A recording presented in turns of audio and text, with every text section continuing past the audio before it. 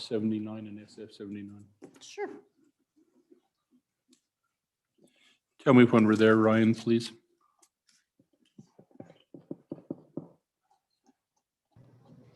Vice Chairman Larson, you are live. Thank you. Members of the committee and in public, today we're going to hear Senate File 6 and Senate File 2. Mary Lee, would you call roll? Yes.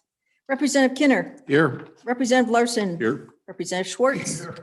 Representative Simpson. Here. Representative Stith. Here. Representative Walters. Here. Chairman Nicholas. We're going to start with Senate File 6 and Representative Stith. I believe that would come out of Joint Judiciary while you were in there, and you're going to present that to us. Thank you. Mr. Vice Chairman, thank you. Senate File 6, Public Works Contractor Requirements Amendments, sponsored by the Joint Judiciary Interim Committee. It does three things. This is in some ways a companion bill to House Bill 33 that outlawed bid rigging. This bill focuses on pre-qualification requirements for bidders. And the goal here is to prevent the artificial disqualification of a bidder on a public works project. That's the broad goal. We had a couple of instances, one contractor from our own capital city here who had built a courthouse. And then years later, when there was a bid to remodel the courthouse, the contractor who had built the courthouse was deemed to be disqualified. It is not eligible to bid on the project because it didn't meet the pre-qualification requirements that the county had set. And again, that happened really not necessarily maliciously by the county in that case. It was just that the sort of big city engineers who set the design requirements said, well, for you to remodel this courthouse, we want you to have built or remodeled 5 courthouses in the past, 5 or 10 years, right? And so because Wyoming has a low volume of public works projects, this contractor who was eminently qualified to bid on this project didn't meet that requirement and got artificially disqualified. So this bill does three things. Essentially, it says that if you're sort of, our department that handles transportation currently has a blanket pre-qualification process. This says that if you're pre-qualified by them, or if a cities, counties, and towns have adopted their own uniform policies for pre-qualification, or if the state construction department for vertical construction, building buildings, schools, things like that, has adopted policies. If you're good enough for the state construction department, then you're good enough for the local cities, counties, and towns or school districts. The second thing the bill does, so that sort of walking through the bill, that appears, I guess I'm taking things out of order. So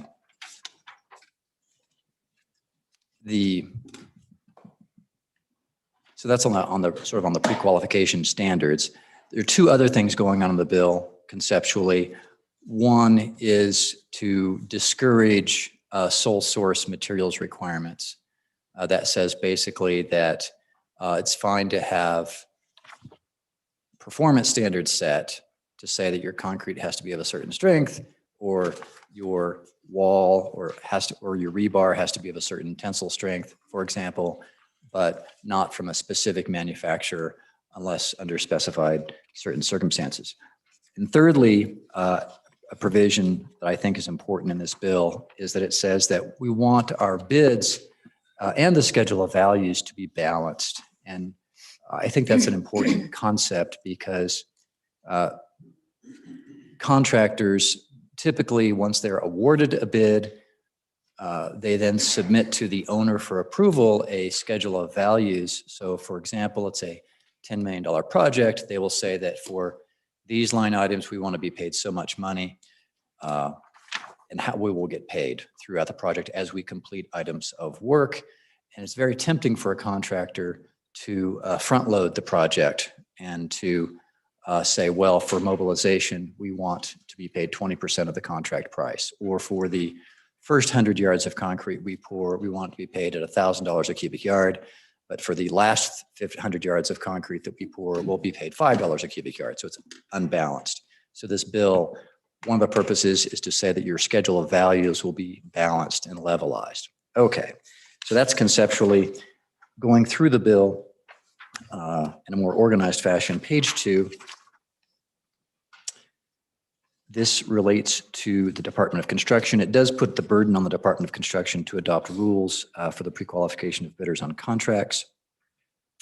There's an exception for airports. There was a concern that we didn't want to interfere with airports trying to do projects where there might be an overlay of FAA regulations. Going on to page 3, toward the bottom lines on page 3, lines 18 through 22. This relates to, it literally provides that each public entity shall specify performance standards for materials and equipment used in the construction of a public work.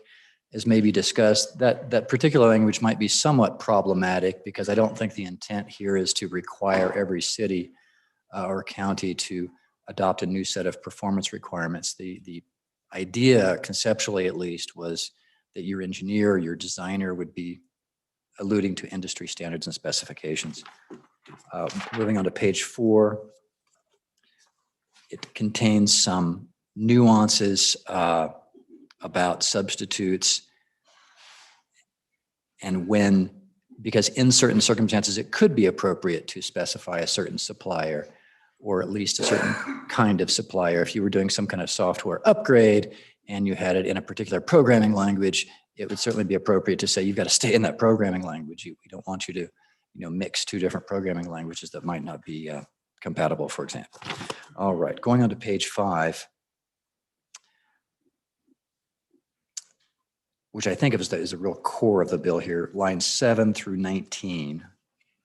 I'll just read that. Except for specialty project requirements as determined by rule of a county, city, or town, the State Transportation Commission or the State Construction Department, each public entity shall accept a bidder or respondent as pre-qualified for a contract for a public work if the bidder or respondent has been determined to be pre-qualified for the type of work pursuant to rules promulgated by a county, city, or town, the State Transportation Commission, for road and bridge projects, or for airport projects, or the State Construction Department, whichever is applicable to the public work. And I omitted the citations there. And then at the bottom of page 5, lines 21 through 23 is a little nit that I guess I forgot. It says that no public entity shall reject a bidder or respondent based solely on the financial strength of the bidder or respondent, so long as the bidder or respondent provides sufficient bid, payment, or performance bonds through a surety company approved by the public entity. And there the goal was sometimes contractors or bidders might get disqualified because the owner, the city or municipality or county, might say, you're not financially strong enough. And the bidder says, well, look, I can post a bond for $10 million. And if my bond company thinks I'm strong enough, why are you second guessing that? So this basically says that if you really can come up with a performance bond for the full contract amount, that shouldn't be rejected or disqualified on that basis. Again, here on continuing on page 6, lines 4 through 9, this is the levelized schedule of balanced bidding, levelized schedule of values provision. Page lines 4 through 9 provides no public entity shall accept a bid if it determines that any of the unit bid prices are significantly unbalanced to the potential detriment of the public entity. Successful bidders shall ensure that any schedule of values that is required to be submitted for the project contains similar cost values for similar work. And then the remainder of the bill is largely conforming amendments. However, on page 9, there's something pretty important. Page 9, lines 5 through 8. This puts a requirement on the county commissioners and the governing bodies of cities and towns to adopt uniform rules for the pre-qualification of bidders on contracts for public works. So this does put an obligation on the cities and counties and towns to come up with uniform rules. And kind of a policy issue here is, do you want that to be uniform statewide so that as a group, the cities, counties, and towns agree on that? Or do you want the cities, counties, and towns to be able to do their own individual rules? As drafted, it seems like it would allow them to do their own individual sets of rules. And with that, I think that's the end of the explanation of the bill.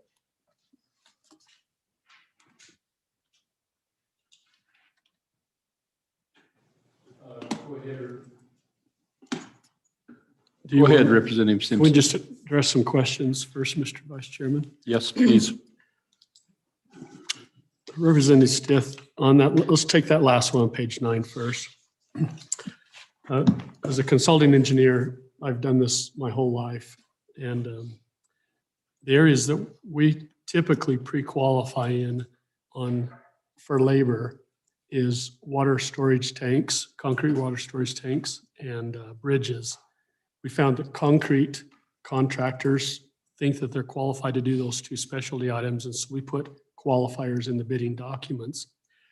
I'm concerned about this one on page 9 is because it says that the governing body has to adopt uniform rules, but when projects happen, they don't have time to be adopting and doing the formal advertising and go through the multiple readings. I'm concerned that's just too restrictive, because it usually is just a very project-specific situation that happens in a very short time frame. The other one back on page 2 on materials, I need you to ask. Page 3. The other item that we usually specify is water meters that are in the pits in front of the residences. When a municipality selects a particular brand, they really like to stay with that brand. They found that they've had good success with them, and they want to just stay with them and be uniform throughout their entire system. And when we come along as engineers, we bid out another 200 meters, and then the next project's 200 meters, and the next two. And pretty soon, if we're not careful, we get multiple brands, and then all of a sudden they don't have parts to repair them, and they just have a disaster out there. They have to have multiple remote reading units. And so my question for you here is, does this still allow a municipality to say, I really want to hunker in on this particular manufacturer? Thank you, Mr. Vice Chairman. So, Mr. Representative Stith, and I'll just kind of tag on to that is for our discussion, and Representative Stith, I agree with you, and my question is along the same line. If we look at 166107 on page 3, that's for preference of Wyoming materials. So when we put a bid out, the contractors need to bid with preference of Wyoming materials like sheetrock from up in the Bighorn Basin or something like that. So then we come down and we put this new B in there that talks about specified performance of standard materials on all equipment. Really has nothing to do with the preference in Wyoming materials. So it's kind of in the wrong, we've got the wrong foot in the shoe there. And then I would further point out to Representative Simpson's point is when we start requiring each public entity to specify performance standards for all materials and equipment used in a project, that's generally the design team's job to do. And so we require each municipality is going to require additional help, and that's constantly changing, and that's going to go from the carpet to the wheel casters on the furniture to concrete to rebar. I don't know that that's so to your point, Representative Stith, I think that section B probably had a reason, but I think it's misguided here and unintentionally probably puts a position on the public entities that we don't want them to have. And so I think as we get into that, I'll recommend that we just pull B out. Representative Stith, so you could answer those. And Mr. Vice Chairman, just to start with that second issue first on page 3 and page 4 relating to specifying individual brands or manufacturers, I agree that as currently drafted, it is problematic, and the simplest solution might be to delete it. Might just be the simplest way to deal with this. I think there's sort of a legitimate purpose to this provision, but I think the first sentence that starts on line 18 of page 3 saying each public entity shall specify performance standards for materials and equipment.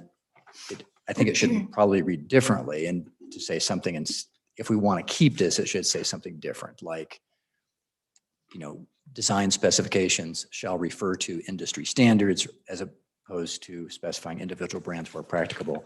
With respect to your specific example of the water meters, it makes perfect sense that you'd want to keep the same types of water meters because there are efficiencies as of the economies of scale of only having to keep one set of spare parts instead of 3 different sets of spare parts. You might be able to shoehorn that into the exceptions here by saying under line 7 and 8 on page 4 that substitution of materials or equipment is unworkable. And I think the city could legitimately say, well, it would be unworkable to have 4 or 5 different kinds of water meters in our city. We do want to have just one kind. So it's a policy choice whether you want, how strongly you feel about this. It might be simpler just to delete it. Back to page 9, the first question. This page 9, lines 5 through 8 is kind of an add-on that I think was done as a part of a compromise with the cities, counties, and towns. Initially, as drafted, the bill was much stronger and more of a cram down on the cities, counties, and towns. The initial draft of the bill said, if you're good enough for YDOT or if you're good enough for the state construction department, then you're good enough for any city, county, or town. And the present draft of the bill gives cities, counties, and towns more input to adopt their own rules. This, as drafted here, the shall on line 6 is a bit strong. To me, it would make sense to have it say may, because I don't think the cities, counties, and towns should necessarily have to adopt uniform rules. But if they don't adopt uniform rules, it seems like they should have to accept qualified bidders if they're good enough for YDOT or the state construction department. I certainly have some sympathy with the construction of containers to hold water. We had in my county, we had the engineer design water cisterns that were cubical. There was sharp edges instead of being spherical, and that's just not a great design. So it tended to fail because you had a lot of pressure built up at the boundaries. So I don't know if that answers the question, but those are my thoughts. Okay, other questions?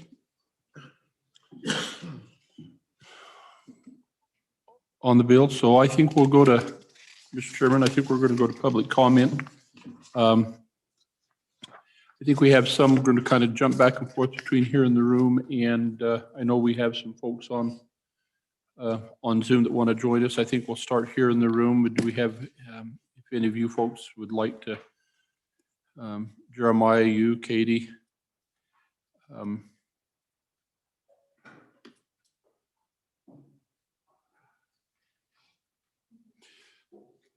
so Ryan, we're going to take Katie, Mrs. Legursky first, and then we'll move to whom. How many do we have in the waiting room that would like to make comment? Vice Chairman Larson, I've got 2 hands up currently. We also have members of the state construction department available as well. So I'll just start bringing them in 1 or 2 at a time. Okay, we'll take Katie first, and then we'll go to somebody online. So you might start letting somebody in while we're doing this. Good morning. Good afternoon, Chairman. I'm Katie Legursky with the Associated General Contractors, and with me is Mark Matson. He is our legislative chair, and he's also with WHS and Associates out of Rock Springs. We are very supportive of this bill. One of the most important part is the pre-qualification process. There are numerous times where qualified contractors who are qualified for the type of work are not pre-qualified in order to bid on the particular project. And we believe if they're pre-qualified and they can perform the work, if they can perform the work, then they should be pre-qualified and allowed to bid on any projects. Representative Stith did cite one of the more recent circumstances here in my hometown where the contractor who built the county courthouse was not allowed to put in a bid to do the remodel on the county courthouse.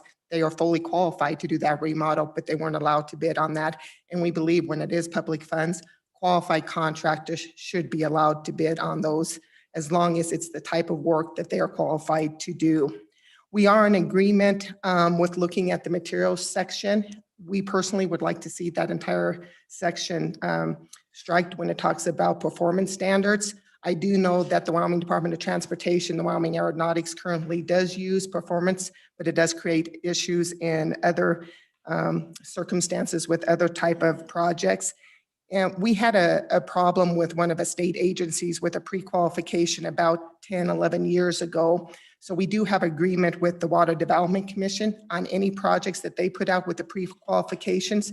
They run those pre-qualification standards through our association. We put them out to our contractors and says, do these pre-qualifications make sense to you for the type of work? Our contractors will give us comments back. We share those with the design firm. They take those into consideration. At times, they have modified their pre-qualifications to ensure that all qualified contractors can bid on that. And so we do appreciate the willingness of the Water Development Commission to work with us to ensure that qualified contractors can work on this. So this bill, in essence, by coming up with a kind of a standardized pre-qualification for the scope of work, would meet our bids to make sure Wyoming contractors can compete and bid on projects they're eligible and can perform the work. And I'll turn it over to Mark Mattson, if it's okay, Mr. Chairman, to add any more comments since he comes Sure. from both Mattson, sides. please. Mr. Chairman, members of the committee, Mark Madsen, WHS Engineering and AGC of Wyoming. What I think is important here is just to imply the whole intent here is to ensure that the people that can do the work are allowed to, as opposed to any barriers to keep. And largely, these are all in-state contractors chasing the same work, using that pool to get the best bids for the municipalities, the counties, and any other public government. So I think it's very interesting when you look at to just say, let's make this process more manageable, get the right people talking to each other to make sure that it's fair. And you've heard some of the nightmare stories. I certainly agree with Representative Simpson that it's complicated with the specifications ideas. So that we could look at that discussion and figure out where best for that should reside. But I'm here for any questions. I've been every part of it, the engineer, the contractor, the supplier. Committee, any questions? So I do have a question, and it kind of goes to the comments from Representative Stith, and then I think referred back by Representative Simpson on page 9, where it talks about the Board of County Commissioners of every county and the governing body of every city. And you guys, as you guys went through this as an interim discussion, I come away from my discussions with you that this was intended, that this would be a collaborative, all-in-one effort and not an individual, every entity have. So I just want to make sure that we're right on that. Mr. Chairman, that was my understanding, that it would be a joint effort between all counties and all cities to come up with one pre-qualification process. And we had assurances that we would bring all the parties to the table to come up with that pre-qualification process. Okay, thank you. Any questions, committee? Okay, Ryan, let's bring somebody in off Zoom, please, if we've got somebody in the waiting room there. Sure, Mr. Vice Chair. I'll start with, we've got a Mr. Brubacher up first, and then I've got Director Reiner and his staff at YDOT afterward. Mr. Brubacher, welcome. Good morning, Mr. Chairman. My name is Devin Brubaker. I am the Airport Director for the Southwest Wyoming Regional Airport and representing the Wyoming Airports Coalition today. I'd just like to echo some of the comments that Ms. Legursky made briefly. We stand in support of this bill as it was amended on the House side with the additional amendment that was discussed by yourself as well as Representative Stith regarding pages 3 and 4 when it comes to the performance-based specifications. We would like to see that language deleted from this bill and would stand in favor of the bill. And I'd be happy to answer any questions. Committee, any questions for Mr. Brubaker? Sorry, I said your name wrong, Devin. That's all right. It happens all the time. Okay. Who else we got out there? Do we have anybody here that would like to comment? And Ryan, let's bring our other person in. Hey, Director Reiner, good afternoon. Good afternoon, Mr. Chairman, members of the committee. Hey, for the record, Luke Reiner, Director of YDOT. Mr. Chairman, really, I just wanted to share with you that certainly have been involved in this bill as it has developed, and as it stands now, YDOT is comfortable with the bill. Mr. Fulton, who is our Assistant Chief Engineer, is online. Should you have specific questions? But we're comfortable with the bill as it sits. Appreciate the hard work that's been done by AGC and the airports and many others. Thank you, Mr. Chairman. Committee, any questions for Mr. Reiner? So Director Reiner, I just, last year when we'd done all of those capital construction and the professional services stuff, we always had to kind of make some exceptions for the rules that you guys fall into because of the flow of money and your ability to comply with preference and other such things. Do you think we've ensured that protection in this bill as well?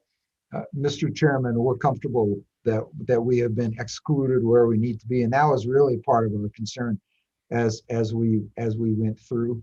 We also, as part of that, because we pass a lot of federal money to the airports, that's why there's an exclusion for the airports in the very first portion of this bill as well.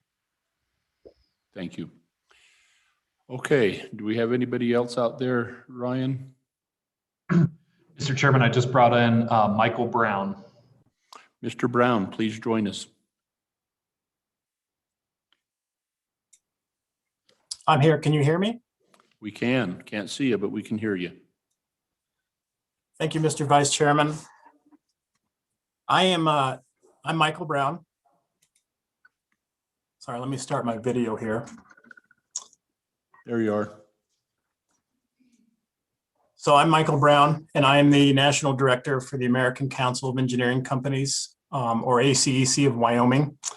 And ACEC of Wyoming represents approximately 50 land surveying and private engineering firms statewide, comprising of over 500 professional technical engineers and technical staff statewide.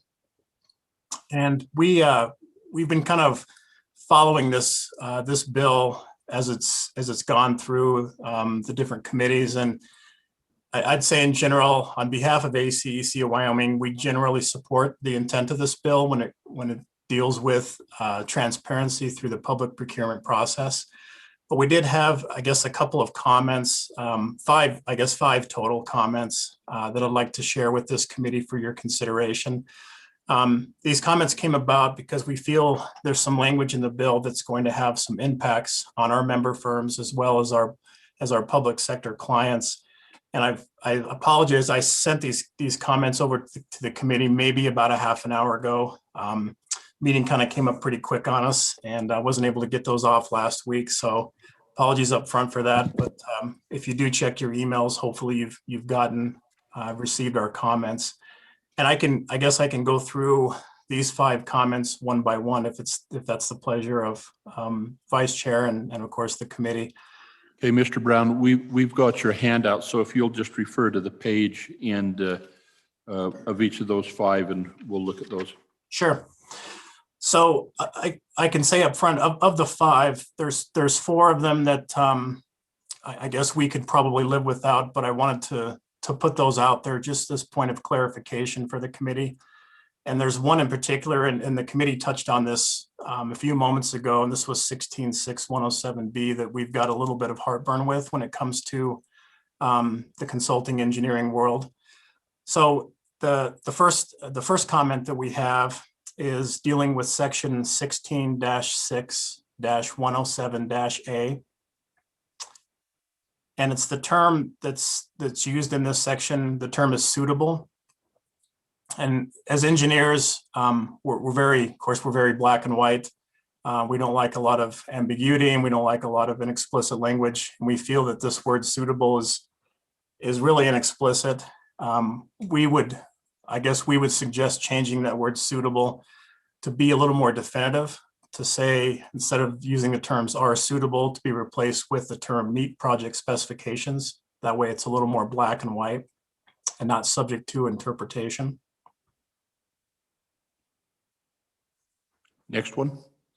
The second comment we had, and again, this is probably the one that gives at least ACEC of Wyoming the most heartburn, and it was talked about before. This is that 16-6-107B. This is that term performance standards. I don't know, if there was made mention that this entire section be omitted, but if it stays in, that term performance standards has a specific meaning in our field, and it's a little bit different, or I think the intent of the bill is to mean something a little bit different. So performance standards are a little bit different than project specifications, and it's our opinion that in order to clarify that term performance standards should say, instead of saying specify reasonable performance standards, to say to prepare specifications instead.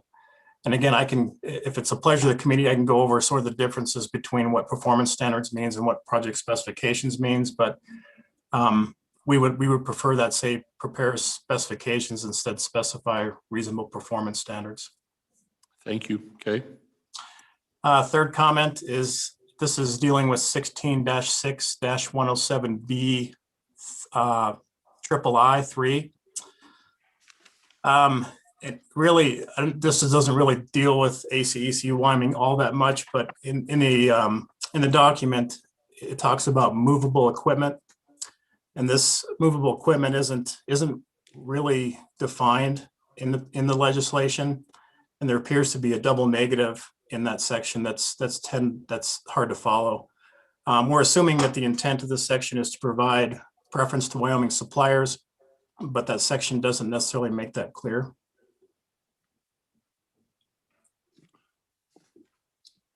Okay. Fourth comment is 16-6-119-D. And this is the section dealing with unbalanced bids. Unbalanced bids in our industry oftentimes it's hard to find a basis for them. There are some bids that are fairly clearly unbalanced from the beginning. And that was talked about, I believe, by Representative Stith early on, where there's kind of a front-end loaded bid where, the contractor wants half the money up front just to mobilize equipment to the site, or the first 1,000 yards of concrete is $1,000 a cubic yard, et cetera. But oftentimes in our industry, it's not definitely black and white. And a lot of times it's hard to find a basis for unbalanced bids. In most standard agreements, and we as engineers use and lean on what's called the EJCDC documents, which is sort of the standard agreement throughout the industry. Within these documents, there's already language in there dealing with unbalanced bids and really how to approach and deal with unbalanced bids. So we feel as ACEC Wyoming feels that really this section is almost redundant to a lot of standard agreements that are already out there. And we feel that it's probably best just to, in our opinion, just to omit this section because unbalanced bids are already covered by most standard agreements out there. So Mr. Brown, are you saying that in most of the design documents that would be part of the contract is to review the bid documents to ensure that there wasn't an anomaly in the bid? Am I understanding that right? I can't speak for every contract that's out there, but I can say that most standard agreements that are out there has clauses that deal with on unbalanced bids and what to do with unbalanced bids. Representative Stith. Mr. Vice Chairman, so Mr. Brown, if clauses like this are in many standard agreements, why would you object to just putting it in state law so that it's in all contracts? I mean, I don't see the virtue in having an unbalanced bid, and I don't think it's rocket science in many cases to tell if a bid is unbalanced or not, right? I mean, for instance, most recently, just in the last 2 months, for a public works contract for a solid waste district in my county, There were unit bids by type of material, and one was for earth removal and the other was for rock removal. And because the bidder knew that even though there was a line item for rocks, that there were no actual rocks in this particular soil. And so they bid 1 penny per cubic yard for removal of rock. Obviously unbalanced, but the effect of that was to make this bidder look like the low bidder because they were only bidding a penny. And so it looked like a penny for 20,000 yards of rock removal is a great deal for the entity. And so on paper, it looked like they were the low bidder. They got awarded the contract, and the amount they were actually going to charge the solid waste district will be much more than the next low bidder who actually bid legitimately. So I don't understand what your heartburn with this provision would be.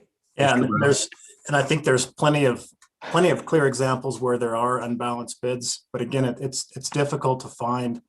In a lot of unbalanced bids, it's difficult to find that basis. And again, I don't think this is not one of the issues in the piece of legislation that gives ACEC a lot of heartburn. I think it's a little bit redundant, but if this stayed in the legislation, I guess we wouldn't have a lot of heartburn over it, so to speak. Representative Stith. Or Simpson, I'm sorry, Representative Simpson. Thank you, Mr. Vice Chairman. Mr. Brown, thank you for your attendance today and your input. I have a question for you on that subsection D that you're discussing right now. Mhm. Does it cause you concern, that first sentence that says no public entity shall accept a bid? Is there a potential that a number 2 or 3 bidder, when you see a $1 for rock excavation, that they could actually force the entity into rejecting the bid because of an obvious imbalance? That is our concern for our public clients. That concern, and also, who is the end all be all decider when it comes to an unbalanced bid? If a public entity accepts a bid that's later decided or realized that that is unbalanced, what kind of legal ramification does that public entity have? So I think that this piece of this clause in this legislation has good intentions, but I often wonder about those repercussions that are unintended. Your next one, please. So this is the 5th and final one, and this is similar to the last one. This is 16-6-119D. Sort of the same lines as the comments on the unbalanced bids. Most standard agreements, and again, I can't speak for every construction agreement out there, but most standard agreements between owners and contractors cover schedule of values. And again, it's also difficult to find a basis for what's called similar cost values for similar work, which is the language that's used in that piece of legislation. And likewise is subject to, I think, a wide range of opinions. And again, since this is part of most standard agreements that are out there, I think in order to reduce the amount of redundancy is to omit this section as part of this legislation as well. Questions, Mr. Brown, on the 5th one? Okay. Mr. Brown, thank you. Appreciate you being here. Thank you very much. We'll keep you in the room in case we have further questions, if you don't mind. Okay, sounds good. I'll be here. Okay, any other public comment? Jeremiah, please.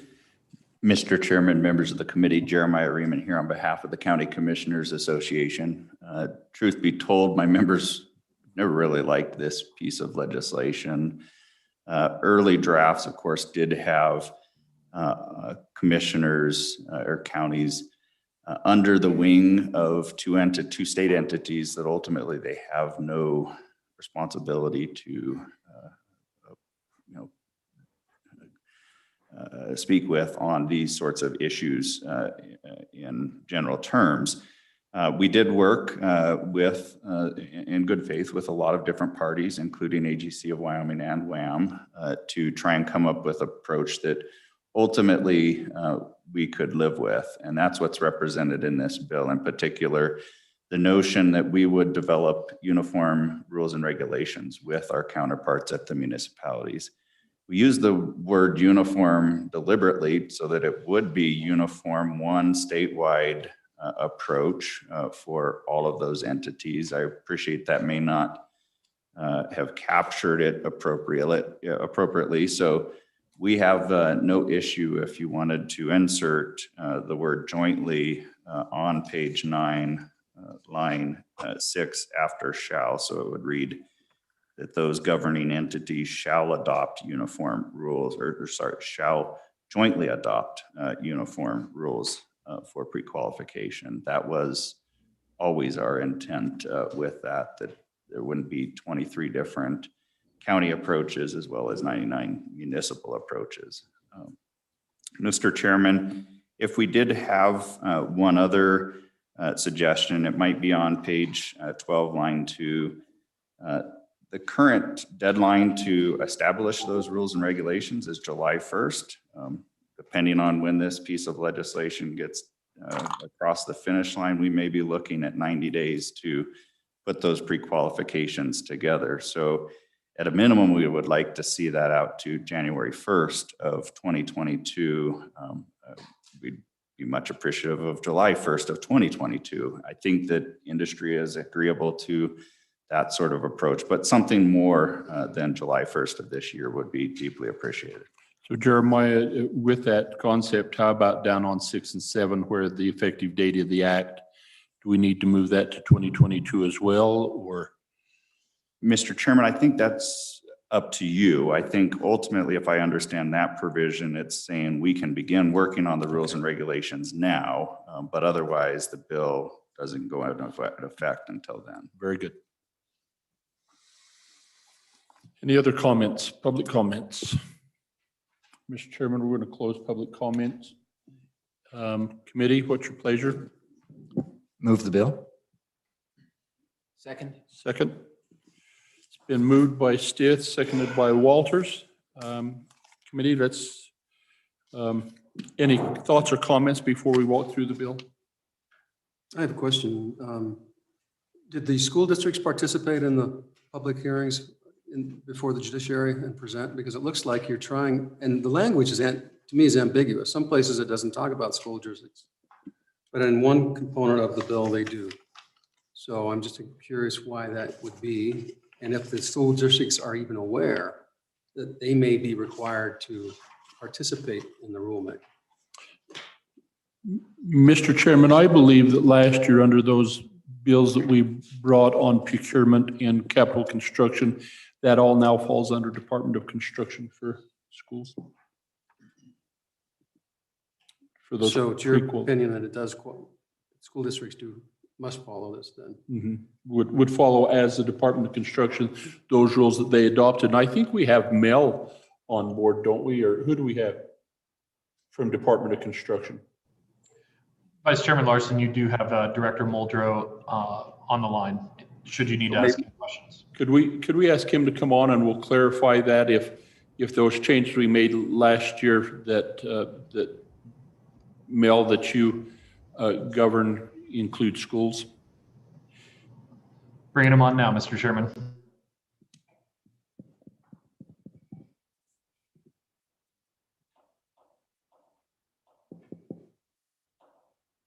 Afternoon, Mel. Good afternoon, committee members. Mel Muldrow, Interim Director of State Construction Department. To your question, Representative Nicholas, the new rules that came out do have the school districts participating in the State Construction Department's procurement, new procurement rules and policies. So Mel, my understanding is, for example, that Laramie County School District number 1 already has their own pre-authorization process for contractors. And so basically this would, for them, this would be substituting what they have for something that is more of a universal compliance. And so if I think that's correct, but I wonder if you know about it, but also does this allow school districts like some of the larger school districts, or maybe even the larger counties, to modify those uniform rules to have particular issues that they're concerned about, or they want to, either fine tune or open up? Is there language in here to address those concerns for individual counties or school districts? Mr. Chairman, I don't know about the counties, but I know on the school district side, we work with the school districts. We've had conversations with them about everything from the procurement rules to the contracts and all. And we do allow them to make modifications based on maybe specific nuances to the school districts different than what we do on the state side. As an example of that, a great example of that is as the school districts, since they hold their own contracts and most of the agencies, we hold those contracts on the state side, and we're the ones who manage those. We allow the school districts some leeway in how they set those up. We've been working with them since we started in October with the new procurement rules, and so I haven't heard of any major concerns to date yet.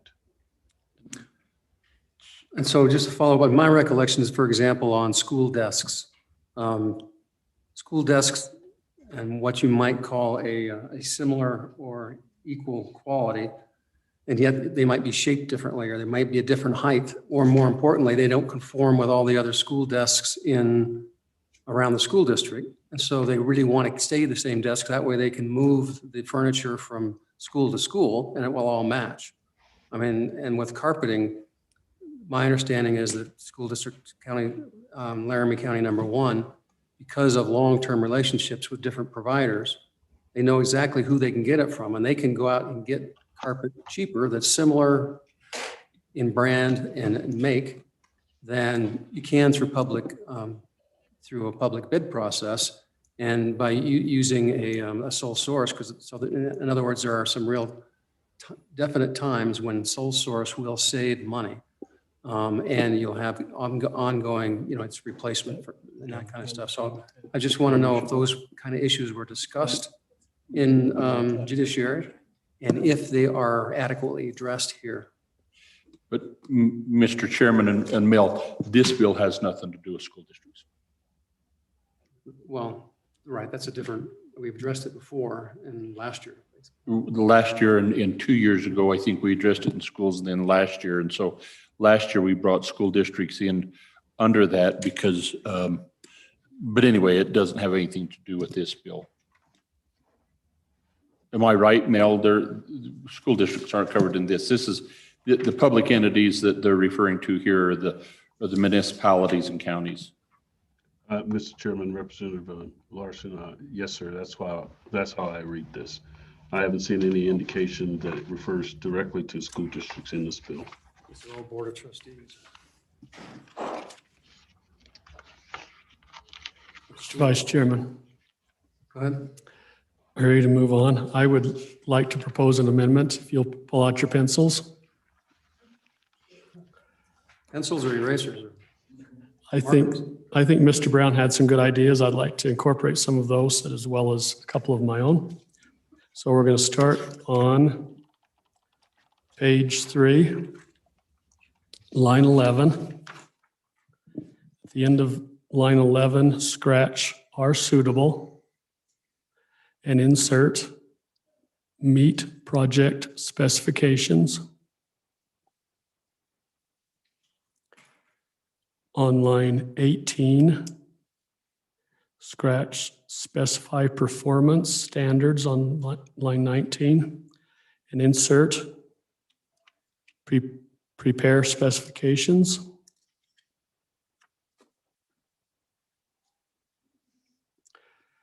On to page 5. Line 7, scratch the last word "as" and all of line 8, all of line 9. And on line 10 through department. And then down on line 11, after the word pre-qualified, insert "by the public entity." Then on page 6, if this amendment passes, I will fully recognize that I'm the one that's going to have to carry it on the floor. Page 6, line 4, scratch the word "no" and insert the letter A, lay. And then scratch on that same line the word shall and insert the words may not. Read that for us, Representative Simpson. So it'll, in the end, it'll say a public entity may not accept a bid if it determines. So I'm making it permissive. On page 9, line 6, scratch the word shall and insert the word may. Page 9, line 6, scratch the word shall and insert the word may. That's the end of my amendment, Mr. Chairman. Second. Okay, for discussion. Sorry. On page 12, there's one more. On line 2, scratch July 1, 2021 and insert January 1, 2022. You good with that? So I would have a friendly amendment, or I hope it's friendly, back on page 3. In addition to in here, tell me when you're ready there, Representative Simpson. I'm ready, Mr. Vice Chair. So on page 3, I would delete all of lines 18 through 22. And on page 4, all lines 1 through 13. And my rationale on that is these are again, it's in the wrong section. This is for preference of Wyoming products. And the discussion they have there is irrelevant to that point. Then if we look at the performance standards, is very burdensome. So I would suggest we just, if there's another place that wants to be put, maybe if it comes out on the floor, that's fine, but it really is out of place there. Mr. Vice Chair, I view that as a friendly amendment and adopt it into my amendment. Second's okay.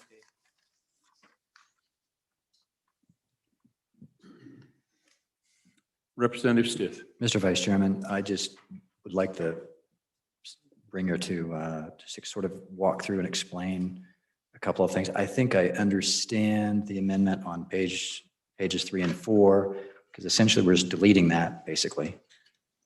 And then on page 5, I guess I'm just curious about what the effect of the amendment is. I don't think I'm understanding the effect it's going to have. And then on page 6, current language says no public entity shall, and the proposed amendment is to say a public entity may not. And I just don't see the difference between the two. So I'm just curious. Representative Simpson. Thank you, Mr. Vice Chair. On page 5, the concern is these smaller counties and smaller cities just do not have the capacity to do rules. The state does. The state can do that, but we talk about these municipalities. And so we're just kind of getting out of that concept of everything has to be in the city codes in order to progress, particularly since these projects they come around so random and so infrequent that the project is going to be on top of the municipality before they have time to react. So that would be the reason for changes on 5. On page 6. If we could hold there, Representative Simpson, Representative Stiff. I probably shouldn't interrupt, Mr. Chairman, Mr. Vice Chairman, but I would move to divide the amendment to the first division being. Before we divide, let's let him complete your question. So on, Mr. Vice Chairman, on page 6, I'm worried that the way it's stated is if there is a unbalanced bid item, we're making it so that the entity is forced to disqualify. I think the testimony we've heard is it's actually a little bit complicated to identify when bid loading happens. And I'm very experienced with this. I've seen many bids, the unit prices are loaded, but it is $1 to do unexcavated rock. Yeah, that's a real obvious one, but there are many other areas that aren't. And I just think we're putting the municipalities in a really bad place that, again, a third or a second low bidder could force the municipality to reject a bid that they don't really want to reject, the way it's framed. I think we ought to say, if a public entity sees an unbalanced bid and they want to throw it out, they have the ability to do that. That's the permissive language that I'm allowing there. Okay, can we, Representative Schwartz, do you want us to do the division or would you? No, I'll wait. Okay, division. Mr. Vice Chairman, I'd like to divide the amendment to 4 pieces corresponding to the 4 segments of the amendment. So first division would be pages 3 and 4. Okay. Okay, that's divisible. And then the next division would be the page 5 changes. Okay, Third division would be the proposed changes on page 6. And the fourth. the third one is where, I'm sorry, is that on 6 under Yes. in D?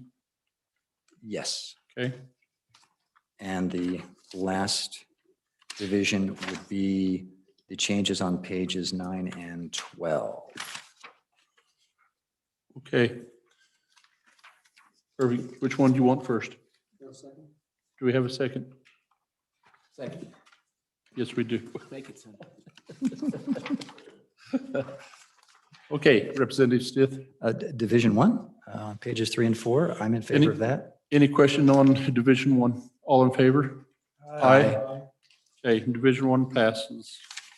Division 2, Mr. Vice Chairman, I'm on and against Division 2 because I think the current language is pretty carefully drafted to say that we're going to let cities, counties, and towns do pre-qualifications, but they're not going to just make up arbitrary rules. If we accept this amendment, it will read that each public entity shall accept a bidder or respondent as pre-qualified by the public entity. Well, that doesn't require them to do anything at all. That allows them to do the arbitrary disqualifications that they currently do. So I think that keeping the language as we've got is sort of a carefully balanced compromise that's been worked out on the one hand, with all the stakeholders in mind. I think the contractors got together with the representatives of the county and the representatives for the cities and came to the existing language. So I don't think we help much by doing this. And if we make a further amendment that later says that they're going to jointly come up with a uniform set of rules, then I think that really addresses Representative Simpson's concerns about being overly burdensome on a small town to come up with complicated rules. So on and against amendment, second division. any other conversation? Representative Simpson? Mr. Vice Chair, I'm really easy on this one. I think my amendment clarifies it. We don't want to make the entities contractually bound to follow a state department thing, but I don't think it's going to make or break. So I'm good either way. Any other discussion on the amendment? Those in favor of the amendment, aye. Those opposed? No. 5-2. Okay, that amendment fails. Amendment, Okay, third division, Mr. Vice Chairman, on page 6. I'm not sure it matters much. I'm on and against the amendment, but I think the proposed amendment is grammatically or logically saying no public entity shall accept, to me seems logically equivalent to a public entity may not accept. And on the merits of this whole subsection about unbalanced bidding, it is not rocket science. It is not that difficult. Federal acquisition regulations require this exact thing for every federal contract. Federal contracts are rejected if they're unbalanced, if the bids are unbalanced. If you submit your schedule of values and you're charging, $900 a cubic yard for your first yard of concrete, and you're charging $75 a cubic yard for your last yard of concrete, it's not that difficult to figure out. Engineers are really competent. They know how to do it. And it's a big deal for protecting taxpayers. It really is, because contractors have a very strong incentive to front load their projects. And I don't blame them for doing it. Of course, you want to get your money faster, but it really puts taxpayers at risk. I think this is a really important provision to make sure that we protect the taxpayers by not letting them put all of their profit into the first 2 months of a 12-month job, for example. And that's what the whole design is. And I guess maybe I'm just not reading this correctly. It may not matter whether this amendment division is adopted or not, because I don't think there's a logical difference between the wording, but on and against. Mr. Vice Chair, Representative Simpson. may I acknowledge the compliment that our good lawyer has given to engineers' intelligence and capabilities. That sure was nice of him to throw that in. Okay. This isn't a federal contract. We're talking about municipalities and counties here. And the way it's phrased, no public entity shall accept a bid if it determines the unit prices are unbalanced. Here's the deal with this environment we've been in the last few years. It's hard to attract good contractors. And if you get a good contractor, if you get 2 bids, you're feeling good about it. And this says that the public entity, if he sees 1 unit price out of whack, he's mandated to reject the entire bid. And I just don't think we want to hobble our municipalities and our counties into that situation. If they get a good contractor and they don't really see that there's a problem with that loaded bid, they ought to have the discretion to be able to say, let's take it or not, instead of forcing them into that corner. So, Chairman Mr. Nicholas. Vice Chair, could you read the amendment on this division again, how it would read? Representative Simpson. It will read, a public entity may not accept a bid if it determines. So it makes it a permissive thing instead of a forced mandated. Thank you. Okay, everybody understand this portion of this division? Those in favor, and we're voting on the language, the new language. If we adopt it, we're accepting the new language as Representative Simpson just. Those in favor? Aye. Aye. Those. No. That passes. And that's the clearest I've heard you all day. Stith, okay, we're on the amendment, the division on starting for 9 and page 12. Is that correct? Representative Schwartz. Yes, thank you, Mr. Vice Chair. And I would just offer an amendment to the amendment. Hopefully it's friendly. On page what? On page 9, line 6. The amendment changes the shall to a may, and I would like to insert after the may jointly, just to make sure that we have an understanding with the municipalities and the counties that they are working together.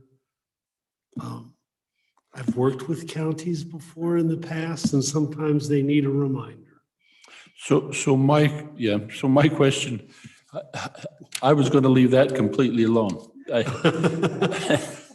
My question there to you, Representative Stith, then is, so there would be no requirement for the, you're saying a town or an individual county could elect to come up with their own and not participate as a whole? I actually don't think this precludes that. It's just saying they may jointly work together. So what does that may mean? It gives them an incentive. Means they don't have to? Is that right? Well, the may is the amendment. I understand. Right. So may jointly, and so if you add the jointly in there, so it jointly, Representative Simpson, you didn't have jointly in there, is that right? I have may in there. The comment is, should we add the word jointly after may? Right. And I'm going to gently push back on that. And the reason is I love my municipalities and my counties, but they live in two different worlds. They really, really do. And to suggest that we would even throw a clause in that would force them to come together to have to talk, I just see fireworks. And so I'm probably against, I certainly wouldn't accept it as a friendly amendment. And now I will withdraw it. I mean, I want it to be friendly. I read the language where it's a little confusing because it says every county and every city or town. So my question there is, I thought I heard from public testimony that that was the position of the commissioners in the municipalities, is to do that as one. Mr. Chairman, I think if I looked in the original bill, this paragraph isn't there. And so I think it was added by a legislator along the process. So maybe. So let's come back, Mr. Ryman and Wham or cities. Are we understanding that correctly? Was this your position that you had worked jointly to adopt rules, or would you prefer not to? Do you hate each other's guts and liver, or do you? We'll do whatever the county say. No. That's the way we like it. Mr. Chairman, this, of course, wasn't an original provision. The original construct was that the cities, towns, and counties would be responsible for adhering to the rules and regulations that either the Department of Transportation or the State Building Commission put together. Collectively, we didn't like that one bit. So we worked with AGC of Wyoming and drafted this language collectively and turned it into the committee and asked them to adopt it. They did. That's what you see before you. So we have, at least to this point, committed that we would work jointly to draft one set of uniform rules and regulations for all of those entities across the state. And that's, Mr. Chairman, that's where we were as well. And I don't want to speak for Katie, but I think she wanted one list, because when we started, I remember a conversation, he goes, I don't want 99 different lists that my contractors have to chase down. So the counties and the cities thought we could, on this particular issue, come together and develop a qualification list that would work for all of the towns, the small ones and the large ones. Thank you. So, Representative Simpson, you're hearing from the horse's mouth here. so do you want the words may jointly, or do you want us to just leave it shall? Mr. Chairman, admittedly, I don't know what the may jointly really means. On one hand, I hear that that would be permissive for us to decide whether we wanted to do that. And then if we did, we would have to do it jointly. So that I'm a little confused about the two connected together. I would suggest it's your policy decision of whether it's a may or a shall. But if you want to put in shall jointly, that's, at least it adheres to the intent of the amendment we brought forward. So may jointly means that if my town doesn't want to play, they don't have to. And if my neighboring county doesn't want to, they don't have to. Yeah, what if there's one provision, Mr. Co-Chair, that in the town just doesn't accept? So Riverton says, no, we don't like this provision. But this says you shall adopt it jointly. And if you have one town out, then that means the whole county doesn't have a provision because they're not all part of it. So that doesn't make sense to me. I mean, and what if it's Shoshone, or what if it's Opal, or what if it's Metitsi? And they don't even have the folks to sit down and read the rules, and they don't want any uniform rules. Why can't they just say we don't want them? And this is kind of the whole thing is a cram down to me in some senses. So I'm just curious if anyone talked about that, and if, I guess my real concern is whether or not this has been sufficiently presented to all the affected parties. And I go back to my previous conversation. It seems to me that this probably is going to cover school districts. And that's, my understanding is they weren't part of any of this. So I'm just curious. Representative Schwartz. Thank you, Mr. Vice Chairman. My worry is because it says every county and every municipality, which means the ones you bring up will be, the current language, they're required individually to come up with these rules, which I see being a significant burden with the shall.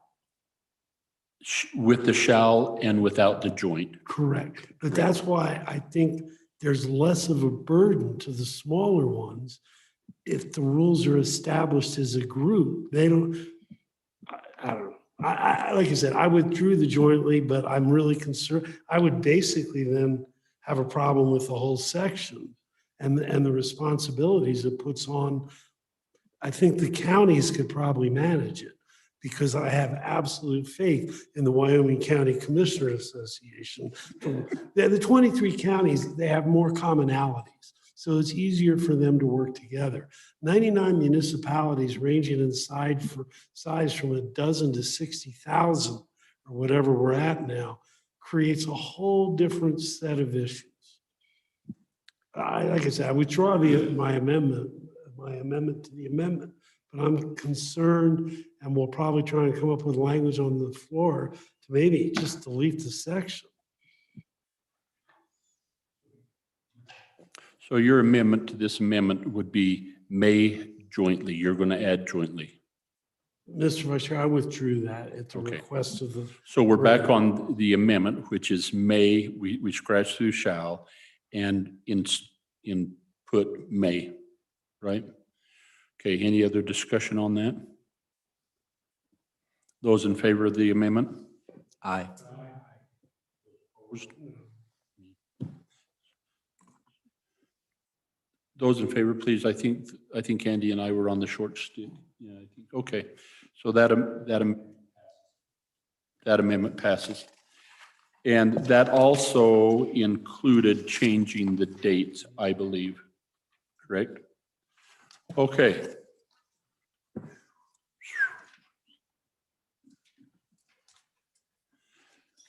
Yes. I think I'm going to move that we table the debate on this bill. I want to pencil out the amendments, what they read, and contact the school districts and a few others and get some feedback before we move forward with this.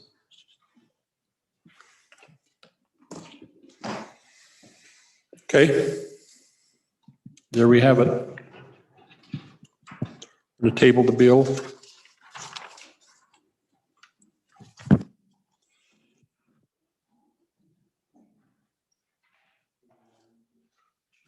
See, we have, Mr. Chairman, do you want to try and let these folks know, are we going to try and do that tomorrow?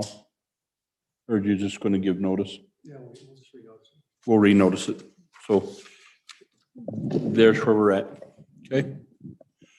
Okay. So if you're still listening, Mel, would you send out an email to all of the school districts or at least maybe even the AG's office and tell us how this impacts school districts and if they are, as I read it, it looks like they're part of it, but so just to kind of give a follow-up on it, please. Mr. Chairman, I can surely, this is Mel Muldrow again. I can surely do that. I did want to take a quick minute and just share with you, you're absolutely right. There is a section in the rule that talks about the duties of the Board of Trustees. It does refer more to competitive bids at 25 and 50,000 and putting out a bid and how we publish it. But I will surely get with staff and we'll send a note out to the district to see if they have any comment. I can tell you at this point, we've gotten no comments from any school districts regarding this bill. And I know some of the school districts have been following most of the bills that have been going through related to school cap. Okay. Thanks. Thanks, Mel. Mr. Chairman, do you want to try and move on to our next bill? And I mean, it's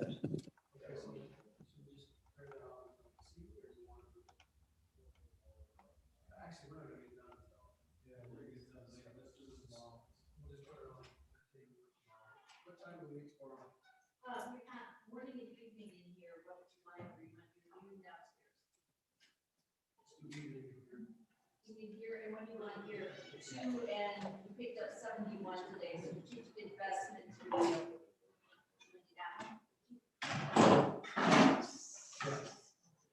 And then 6 is carryover and someone else. All right.